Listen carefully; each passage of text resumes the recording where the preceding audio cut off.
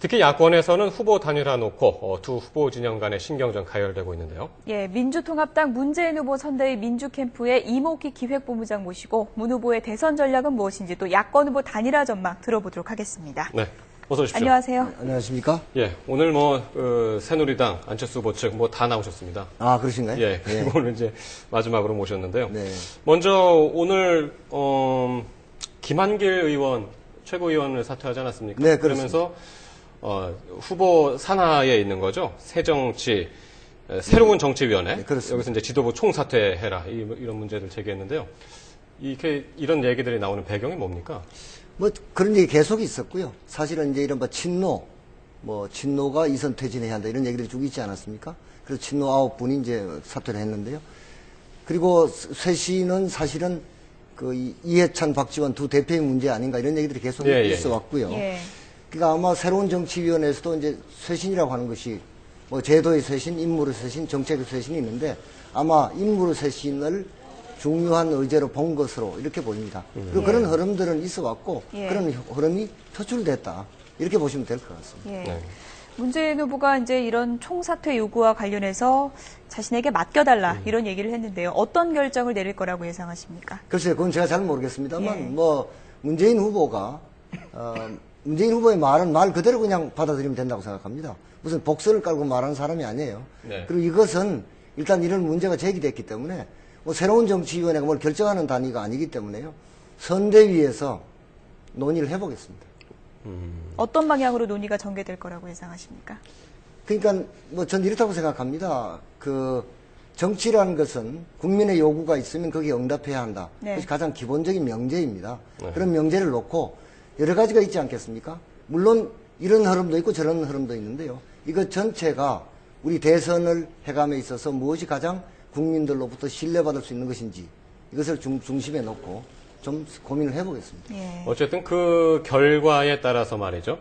민주당 내부에서 인적 쇄신, 정치 쇄신을 어떻게 하느냐에 따라서 안철수 후보 측하고의 이 단일화 협상이 어떻게 되느냐. 이 문제도 연결이 돼 있다고 보는데요. 글쎄요, 저는 안철수 후보 측으로부터 이런 얘기를 들은 적은 없고요. 아직 협상도 시작되지 않았는데 그런 말 하겠습니까? 그러니까 안 후보 측에서 정치 쇄신을 계속해서 이제 제기해 왔기 때문에 드리는 질문이거든요. 만약에 무슨 안철수 후보 측에서 구체적 얘기가 있으면 그건 그때 가서 생각해 보겠습니다. 네. 문재인 후보 측에서 이제 단일화 공식 제안했지만 안철수 후보 측에서는 시점이 아니다. 정책 발표 이후로 이제 미루는 그런 분위기인데요. 이런 입장에 대해서는 어떻게 보고 계십니까? 참으로 유감스럽고 안타깝습니다. 왜냐하면 본인들은 계산을 했을 겁니다. 이러이러한 것을 통해서 지지율을 올리고 그래서 단일화에서 유리한 고지에 서자 이런 계산을 했을 텐데요.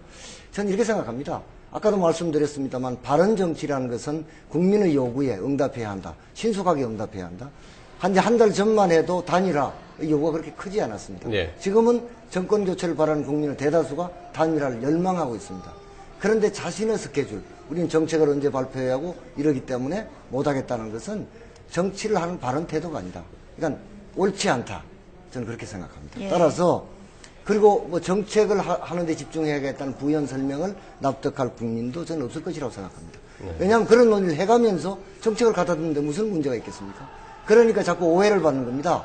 안철수 캠프 측이 이렇게 자꾸 시간을 끌어서 자신들에게 유리한 방식과 내용으로 뭘 해보자 라고 이렇게 언론이 보도하고 있지 않습니까? 네. 그래서 그런 오해를 받는데 저는 아까 말씀드린 것처럼 국민 대다수가 열렬히 원하면 거기에 응답해서 지금이라도 시작하는 것이 옳다. 이렇게 생각합니다. 그럴 수 있는 가능성이 지금 좀 있다고 보십니까? 물밑 작업이 좀 있는 건가요? 공식적인 물밑 작업은 없습니다. 솔직히 말씀드리면 물밑 작업이라는 것도 서로 좀 뜻이 맞아야 되지 않겠습니까?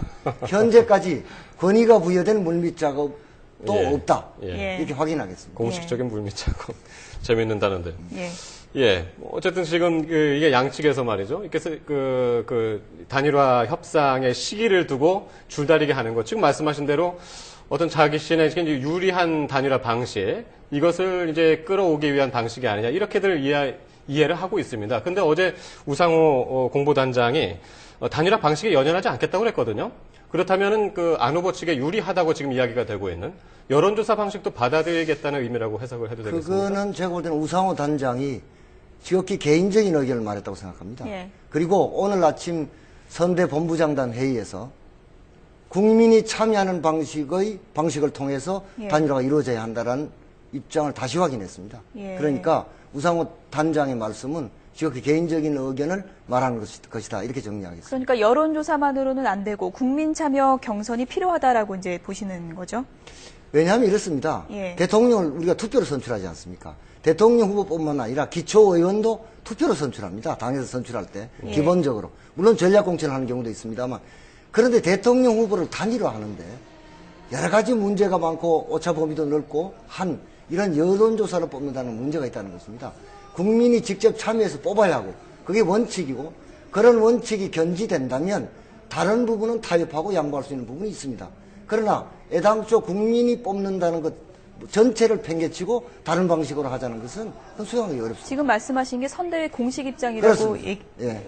받아들여도 되는 예, 겁니까? 예. 근데 안철수 후보 측에서 말하는 이제 시기 11월 10일 정책 발표 이후로 따져본다면요. 국민 참여 경선은 시간적으로 좀 힘들지 않습니까? 어떻게 보십니까? 예, 제가 여러 가지 질문을 받습니다만 예. 저는 문재인, 안철수 두 후보 다 수용할 수 있는 국민이 직접 참여하는 방식, 시간도 여론조사 준비에 소요되는 시간만큼 필요한 그런 경선 방식을 제안할 생각입니다. 네. 네. 다른 얘기로 넘어가 보겠습니다. 지금 새누리당이 여성 대통령 탄생이 가장 큰 변화이자 정치 쇄신이다. 그렇게 지금 주장을 하고 있는데 이에 대한 민주당의 입장을 좀 한번 더 정리를 해 주시죠. 뭐 여성 대통령이 탄생한다는 것은 우리 정치사에 처음 있는 일 아니겠습니까? 뭐 그런 것인데요. 근데 여성 대통령론을 얘기하려면 저는 그 기초적으로 밑에 기초적인 베이스가 있어야 한다고 생각합니다. 예를 들면은 서민의 노동과 삶을 위해서 무엇을 해왔는지, 인권과 민주주의를 위해서 무엇을 해왔는지, 여성의 경제, 사회, 정책 지위 향상을 위해서 어떤 노력을 했고 어떤 성과를 거두었는지 이런 것이 얘기되면서 여성 대통령론이 얘기되는 게 좋다. 그냥 단순히 남성이 대통령이냐 여성이 대통령이냐가 아니라 그런 그 후보의 그런 성과가 축적된 위에서 이 말이 오가는 것이 좋지. 네. 그냥 남성이다 여성이다 그렇게 하는 것은 좀 적절치 않다 이렇게 생각합니다. 네.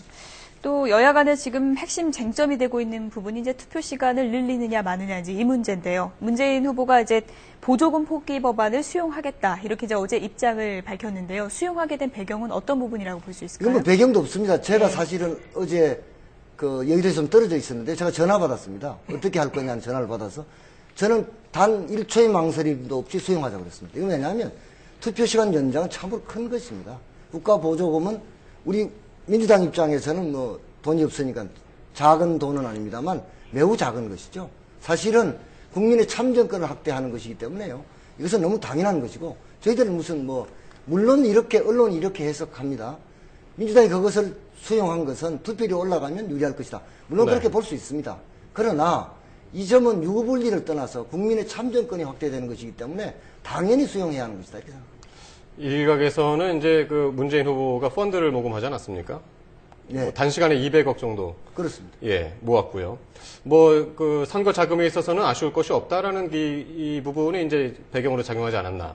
이런 얘기도 하더군요. 그렇지 않습니다. 국가가 이제 국가 보조금으로 주는 150억은요. 그거는 사실 그냥 쓰면 되는 돈이거든요. 네. 펀드는 갚아야 되는 돈이지 않습니까? 그게 좀 다릅니다. 그러니까 이제 150억 원을 갖고 당이라는 게 선거만 하는 게 아니라 당을 유지하는 비용도 들지 않겠습니까? 이런 데 쓸 수 있기 때문에 사실은 그건 차이가 있습니다. 그러니까 펀드에 돈을 펀드로 금방 모을 수 있기 때문에 그걸 쉽게 포기했다. 그렇게 연결하는 건 좀 무리가 있습니다. 그럼 이번 대선에서 투표 시간 연장이 가능하다고 보시는지요? 저희들은 모르겠습니다. 지금 뭐 새누리당이 자신들이 제안했다가 또 우리가 수용을 하니까 또 그거 아니라고 무슨 연기할 수 없다 뭐 이런 말 하지 않습니까? 그러나 이정현 단장이라는 사람은 중책을 맡은 사람이고 박근혜 후보의 측근 아닙니까? 저는 이렇게 하면 안 된다고 생각합니다. 저는 새누리당처럼 이렇게 억지를 쓰는 이런 사람들이 지구상에 어디 있을까 싶습니다. 저는 국민들께 호소해서 국민과 함께 반드시 이루어야 할 일이다 이렇게 생각합니다. 네. 새누리당에서는 뭐 대선 앞두고 이러는 거는 다분히 뭐 정략적이다라고 이제 공세를 강화하고 있는 상황인데요. 투표 시간 연장이 참정권 확대에 꼭 필요하다고 보시는가요? 어떠세요? 지금 이렇지 않습니까? 예. 대통령 선거 투표율도 계속 내리고 있습니다. 지금 국회의원 선거 같은 경우 뭐 지방선거 말할 것도 없고요. 투표율이 50% 안 되는 경우가 많습니다. 이렇게 선출된 대표가 과연 대표성을 제대로 갖고 있는 것이냐라는 의문이 제기됩니다. 네. 그래서 예를 들면 일본 같은 경우에는 투표시간 2시간 연장해서 투표율이 10% 올랐습니다. 이런 것이라면 이건 정말 소중한 우리 정치 발전을 위해서 정말 소중한 것이라고 생각합니다. 예, 알겠습니다. 문 후보는 이제 안 후보와의 단일화 논의의 공통분모로 이제 정치 쇄신을 강조를 하고 있는데, 하지만 이제 국회의원 국회의원 수 줄이기라든가 중앙당 폐지 같은 방안에 대해서는 비판적인 입장 아닙니까? 네. 정치 쇄신을 조율하는 부분이 단일화에 있어서 상당히 이제 중요한 부분으로 지금 부각이 되고 있는데요. 이 부분 조율이 가능하겠습니까? 전 가능하다고 봅니다. 우선 중앙당 폐지는 시기상조입니다. 지금 이제 국민 속에 뿌리도 내려야 하고요. 미국의 예를 드는데요. 미국은 국방 외교를 제외한 주가 다 하지 않습니까? 주에서 다 정당이 다 뿌리 내리고 있습니다. 그러니까 중앙당 폐지는 시기상조고 축소할 수 있다. 중앙당을 축소하면 국고보조금 축소할 수 있다. 이렇게 생각합니다. 다만 국회의원을 줄이면 그 자리를 관료들이 차지하게 됩니다. 네. 다시 말해서 정치개혁이라고 하는 것이 가장 중요한 것은 제왕적 대통령의 권한을 분산하는 것입니다. 그런 관점에서 접근해야 하고, 그리고 지금 국회의원 수 줄이는 것 관련해서는 진보 보수를 막론하고 전문가들 혹은 진보 정당 시민사회에 거센 비판을 받았습니다. 저희들과 협의하는 과정에서 지금 안철수 후보 측이 그런 비현실성, 그것이 갖고 있는 문제를 깨닫고 저희들과 협의 과정에서 저는 합의로 갈 것이다 이렇게 봅니다. 네. 두 후보가 이제 단일화까지 과제가 많은 것 같습니다. 정책도 조율해야 되고 이제 여론조사를 할 건지 말 건지 뭐 이런 것도 조율해야 되고 저희가 봤을 때는 시기가 굉장히 좀 촉박해 보이는데요. 네. 이런 상황에서 안철수 후보 측에게 지금 하고 싶은 얘기가 있다면 어떤 게 있을까요? 안철수 후보 측이 생각하는 비전과 우리의 비전이 별로 다른 것 같지 않습니다. 우리가 함께 힘을 합쳐서 정권 교체를 하고 평화민주 복지국가를 만들자 이런 것 같습니다. 지금 뭐 안철수 후보 측이 뭐 출마 선언도 늦게 했고 이런 사정은 이해합니다만 지금 같은 태도를 보이면 안 된다고 생각합니다.